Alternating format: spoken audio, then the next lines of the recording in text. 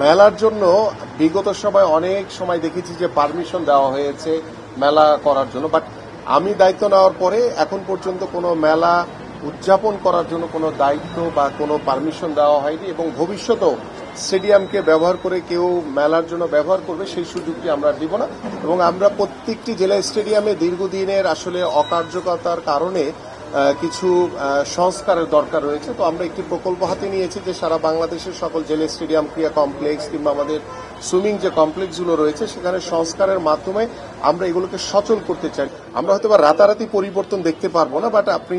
আশা করছি যে এই প্রথম সেশন শেষে আমরা দ্বিতীয়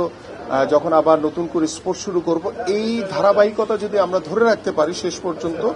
আগামী 2-1 বছর পরে কিংবা আগামী 5 বছর পরে আমরা আশা করছি যে আমাদের এই জেলা প্রশাসক মহোদয়ের মাধ্যমে আমরা যে কানেক্টিভিটি তৈরি করছি উপজেলা ইউনিয়ন পর্যায়ে খেলাধুলার খেলোয়াড়দের তৈরির জন্য, সেই মাধ্যমে আমরা আশা করি যে আমাদের পারিবারিক, সামাজিক এবং রাষ্ট্রীয়ভাবে আমরা